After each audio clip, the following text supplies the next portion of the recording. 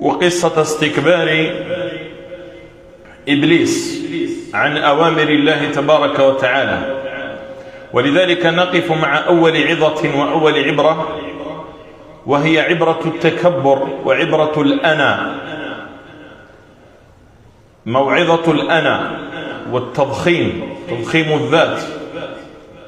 فالله تبارك وتعالى بين لنا بأن أول وأعظم ما أهلك إبليس هو الأنا، كلمة أنا، والاستكبار عن طاعته تبارك وتعالى وعن عبادته وعن أوامره.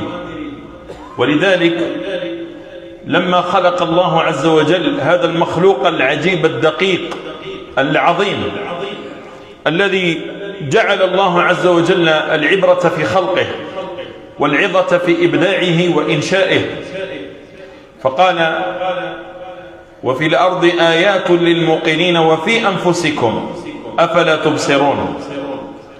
فالله عز وجل أرانا آيات عظام وجسام في أجسامنا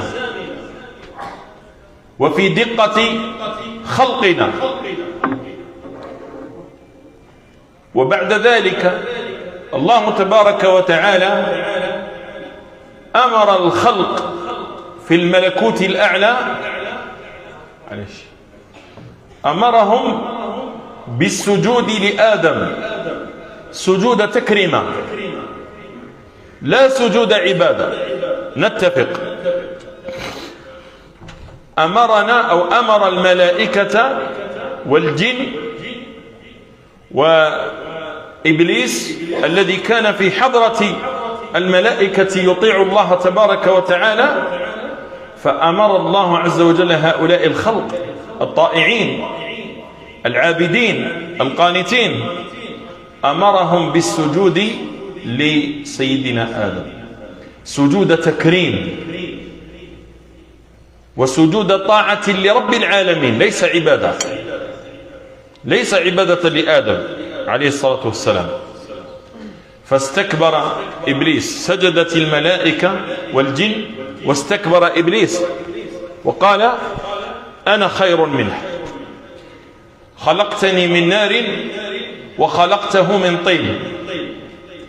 وها هنا أول التمرد على الطاعة. إذا العبد وصل لدرجة يقول أنا خير منك أو خير منكم، إذا رأى الإنسان نفسه أفضل من الخلق، فهنا بداية الانحدار وبداية الانسلاخ عن الطاعة. إذا وصلت تشوف نفسك أنت خير من المؤمنين، فهنا بدأت تتمرد عن طاعة رب العالمين. بالعكس، المؤمن دائما يرى نفسه أضعف الخلق، المؤمن دائما يرى نفسه بأن كل المؤمنين خير منه. ولذلك سبحان الله كان يقول سيدنا الحسن البصري: ما رأيت مؤمنا أصغر مني، يعني سنا، ما رأيت مؤمنا أصغر مني إلا قلت هذا سبقته إلى المعصية، يعني أنا عصيت الله قبل أن يولد. وما رأيت مؤمنا أكبر مني، يعني سنا، إلا قلت في نفسي هذا سبقني إلى طاعة ربي. شوف العباد كيف يفكرون، شوف السلف الصالح كيف يفكرون. أقول هذا إذا رأى صغيرا في السن يقول هذا ما عصاش ربي قدي، لأنه أنا سبقته، وكلنا ذو أخطاء وذو معاصي. وكلما رأى مؤمنا كبيرا يقول هذا خير مني. لماذا؟ لأنه سبقني بطاعة رب العالمين. قبل ما نزيدنا هذا كان يصلي، فانظر كيف كانوا ينظرون. ولذلك يقول النبي صلى الله عليه وسلم: لا يدخل الجنة من كان في قلبه مثقال ذرة من كبر. لا يدخل. سبحان الله، شوفوا ذاك الوعيد، شوفوا ذاك الوعيد الشديد والعظيم. يعني لما تجي تتكبر أتفكر هذا الحديث، لما تراودك نفسك باش تتكبر عن الناس وعلى الخلق. أتفكر هذا الحديث، أتفكر باللي راك أنت تمشي في طريق التكبر ماكش راح تدخل الجنة. أتفكر هذا الحديث تاع النبي صلى الله عليه وسلم: لا يدخل الجنة من كان في قلبه مثقال ذرة. تعرف الذرة قد شتي لا ترى بالعين المجردة. تخيل اللي عنده كيلو تاع كبر في قلبه، اللي عنده قنطار تاع كبر في قلبه. كاين عباد ناس والله يصلي، يجي يصلي ويحج. صدقوني مرة من المرات مع واحد في الحج من أهل الجاه ومن أهل المال. الحج طبعا في منى، بالأخص منى فيها الناس بزاف، وبالأخص أعزكم الله لما الإنسان يحتاج يروح البيت الخلاء ولا دورة المياه يطول يوقف حتى 20 دقيقة حتى نص ساعة هكذا. منى فيها الناس بزاف. فهذا الشخص كان معنا في الحج وأبدأ الامتعاض. الناس ثم يتوضا والناس على قدهم، والهرج والغاشي أكيد راح تلقى نقائص، أكيد راح تلقى المكان ما هوش نظيف كما ينبغي. فهذا كأنه قاعد يمتعض هكذا من الناس ويتواسى منهم. قلت له: الحاج نهضر معاك، أقسم بالله العلي العظيم قلتها له: الحاج البوست تاعك ودراهمك خليهم في الجزائر، هذو خاوتك الكل، ورانا دايرين لاشين على بلاصة واحدة كل، بمن فيهم أنت والوزير والجنرال وأنا والفقير والضعيف واللي لا يملك الدراهم 50 سنة. شوف الروح كوش تسوى. حط راسك، انسى البوست تاعك، رانا بالفطك بالإحرام. انسى كلمة سي فلان وكلمة رجل الأعمال وكلمة فلان كذا وكذا والبوست تاعك. انسى هذه الأمور، وزير وجنرال ووالي. مع الخلق هنا توقف معاهم في صعيد واحد وتاكل معاهم ماكلة واحدة وتمشي معاهم بيت خلاء واحد وتشرب. انسى. وقلت له: إذا حبيت تحافظ هكذا، إذا حبيت تحافظ على البريستيج تاعك، روح لبلادك، ولا روح لنيويورك، ولا روح لبلاد واحدة أخرى. هنا يتساووا الناس كل ذاك. ربي يلبس لنا الفطة كل كيف بويض يلبسها الملك والرئيس والوزير والجنرال. حجوا معنا جنرالات عادي والله العلي العظيم ما تفرقهم عن الناس. كون ما يعرفكش بنفسه ويقول لك أنا راني كذا وكذا، هاو البوست تاعي، والله ما تفرقوا على الناس. بقي يستر على روحه قاعد. وبعض الناس يعطي له ربي شوية تاع رزق، كي يروح لثم ما يلاويش ما يحملش ويشوف روحه بلي روح بطل هذا الغاشي وقعد معاه ودير لاشان معاه. قعد في دارك ما تجيش. إذا عندك الكبر ما تجيش لهذا المكان، ما فيش الكبر. بتنا على الأرض، تفرشنا الكراطن، والله العظيم تفرشنا الكراطن وتغطينا بالفط تاع الإزار، مع أناس من كل الطبقات، من أغنى الأغنياء إلى أبسط البسطاء. رقدنا مع بعض في صعيد مزدلفة كل على الكرتون. لا فرق بين الناس إلا بالتقوى والعمل الصالح. الله يوم القيامة ما يقولكش اعطيني الكونت بونكير تاعك شحال عندك. الله يوم القيامة ما يقولكش شو البوست تاعك. الله يوم القيامة ما يفرزش الوزراء مع بعضهم والرؤساء مع بعضهم والملوك مع بعضهم والفقراء مع بعضهم. الله يوم القيامة يوقفنا كل صف واحد ويفرزنا الله في ذاك اليوم بتقوانا وعملنا الصالح. حبس ناحية التواضع، ناحية التكبر تاعك حط التواضع، فإنه يحب المتواضعين تبارك وتعالى. ولذلك الله عز وجل قال: خرج منها، خرج منها. شوفوا ايش قال له ربي تبارك وتعالى: فاهبط منها فما يكون لك أن تتكبر فيها، فاخرج إنك من الصاغرين. كانش بلاصة في الجنة للمتكبرين، ما كانش بلاصة في الجنة للمتكبرين. الجنة دار المتواضعين الطيبين الذين تتوفاهم الملائكة طيبين.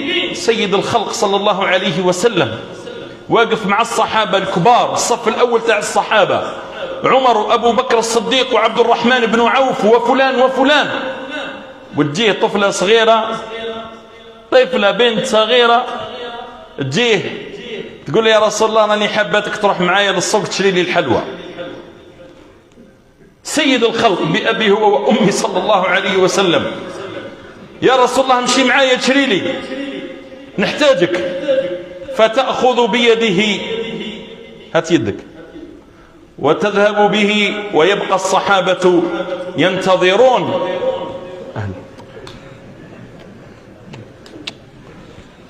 فتأخذ بيده والصحابة واقفون ينتظرون، ويذهب معها ويشتري لها ما شاءت. بنت صغيرة تأخذ بيد أشرف الخلق وأعظم الخلق صلى الله عليه وسلم، ما يقول لهاش روحي تلعبي، أنا راني رسول الله، أنا واقف مع كبار الصحابة. لا بالعكس، لأصحاب الجنة قالوا من يا رسول الله؟ قال كل سهل هين لين. هذا هو صاحب الجنة، كل سهل هين لين. هذا. وأما أهل النار فقال أعدت النار لكل جواظ متكبر مستكبر والعياذ بالله، إنه لا يحب المستكبرين في سورة النحل. ربي قال أنا لا أحب هؤلاء، إنه لا يحب المستكبرين تبارك وتعالى. فنسأل الله أن يرزقنا هذا الخلق الرفيع باش نكون من أصحاب الجنة. واليوم نتكلم عن أصحاب الجنة في حوار رائع جدا. ونادى أصحاب الجنة أصحاب النار أن قد وجدنا ما وعدنا ربنا حقا، فهل وجدتم ما وعد ربكم حقا؟ قالوا نعم. فأذن مؤذن بينهم اللعنة الله على الظالمين الذين يصدون عن سبيل الله. ونادى أصحاب النار أصحاب الجنة أن أفيضوا علينا من الماء أو مما رزقكم الله. قالوا إن الله حرمهما على الكافرين. ومما نقرأه الليلة فوسوس لهما الشيطان. الوسواس من أعظم أبواب إفساد الدين والدنيا. ابن القيم قال والوسواس شر داء، شر داء وشر علة وشر مرض، شر مرض يبتلى به المرء الوسواس. الدواء تاعو ألا يعالجه الإنسان يعني ألا ينتبه إليه. لما يجيك الشيطان يقول لك هاك ما توضيتش مليح، هذا بداية ابن القيم قال لك بداية الوسواس هو الطهارة، ثم الصلاة، ثم شيء فشيء، ثم بعد ذلك يصل الوسواس إلى الإيمان والعقيدة. هكذا يبدأك الشيطان بشوي بشوي. وش تدير له؟ سكر له الباب من الأول. والله مرة سبحان الله العلي العظيم واحد الأخت جابوها لي مسكينة، جابها الزوج تاعها، دخلت في وسواس قهري لدرجة وصلت مسكينة هبلت خلاص، صغيرة شابة، وصلت لدرجة أنه بنها الرضيع تاعها ما تقدرش تهزه ترضعه، تقول فيها عزكم الله البول وفيه النجاسة وفيه. وإذا هزت بنها والله يحكي لي زوجها وجابها هي تحكي لي تبكي بالدموع، قالت لي ما على باليش كيفاش دخلت في الدوامة هذا. إذا هزت بنها وبدلت له أعزكم الله الحفاضات ولا غير ذلك، في هذاك النهار تخيل تدوش مسكينة وتعاود تتوضا 3 4 مرات 5 مرات، وتزيد تعاود تدوش مرة أخرى، وتزيد دخلها إبليس في دوامة كبرى. وهي كانت قادرة يعني أصلا البول تاع الغلام هذاك الصغير أعزكم الله ماهوش نجس خلاص، قطرة ما هكذا برك. شوف الشيطان وش يدير لها، هذا أعزكم الله إذا قاس غلام والله بنت صغيرة بهذه الأشياء هكذا برك، ها باش نعلمكم وش تدير، قاسك هنا في ذراعك ولا في رجلك، هاو النظافة تاعها هكذا برك، هكذا قاسك هنا في قميصك هكذا بشوية ماء وخلاص. هي مسكينة تدوش وتعاود تتوضا وتعاود تزيد كذا، ومن بعد القش هذاك تعاود تغسله، ومن بعد تلبس قش جديد، ومن بعد تقول له عود هذاك القش اللي نحيته قاس لي هذا القش جديد. عذاب عذاب كثير من الناس عايشين فيه. وش هو الدواء تاعو؟ ما دواؤه؟ ألا تلتفت إليه. كي يجيك الشيطان يقول لك وضوءك مش صالح، قول له دز معاهم. تعرف كلمة دز معاهم؟ قول له دز معاهم. وش يدير الشيطان؟ سمانة يعاود يجيك غدوة، يعاود يجيك غير غدوة، يعاود يجيك سمانة، ما يلقاش فيك الفايدة، يروح يشوف كليون واحد آخر. دواؤه ألا تعانده. هذا كلام تاع ابن القيم مش كلامي. يا شو ابن القيم ما لحقتهمش تاع دز معاهم وكذا. ابن القيم قالها بواحد قالها طبعا بالكلام، وحنا نقولها بالكلام اللي يفهموا الناس. وما أرسلنا من رسول إلا بلسان قومه. احنا لما نتكلموا بهذا الكلام نقدروا نتكلموا بالعربية التي لا نفهمها حتى نحن، لكن مش الحكمة أني نقعد نستعرض على الناس البلاغة والفصاحة تاعي. الحكمة المعلومة توصل. لما يجيك إبليس صح قول له دز معاهم، أنني متوضي خلاص ونروح للقبلة تاعي الله أكبر ونصلي. يعاود يجيك غدوة في الصلاة الجاية نفس الشيء، يعاود يجيك غدوة غير غدوة، ما يلقاش منك فايدة يروح لواحد آخر. فإذا إخواني الأفاضل هذا أفضل حل. قال فوسوس لهما الشيطان، هذا أفضل حل. ألا تعانده. إذا جاك في الإيمان بربي قل آمنت بالله، قل له أنا راني مؤمن، روح شوف واحد آخر. فنسأل الله تبارك وتعالى في ختام الدرس ندعو لأحد الإخوة يطلب من الدعاء لابن أخيه المتواجد في العناية المركزية المركزة بالشفاء إلياس مواسي، نسأل الله له الشفاء والعافية، اللهم اشفيه وعافيه. أيضا عندنا أحد الإخوة طيب بوزيان في ديار الغربة تصدق بمبلغ 250 أورو لصالح غزة، وبنت أخته أيضا تصدقت بمبلغ 500,000. ربي يتقبل منهم وربي يجزيهم خير الجزاء ويبارك فيهم إن شاء الله. أخت من العناصر أجرت عملية جراحية على السرطان، ربي يشفيها ويعافيها. أخونا فيصل طبي يطلب من الدعاء للأخ حمزة بن زيوش. والله أنا تذكرته، شفت أحد الإخوة يشبهه الآن في المسجد تذكرته، حمزة بن زيوش أخونا ربي يرحمه ويجعله من أهل الجنة. أيضا أخت تطلب من الدعاء لابن أخيها بالشفاء من الإدمان ومن المخدرات، ربي يجعل له الشفاء والعافية.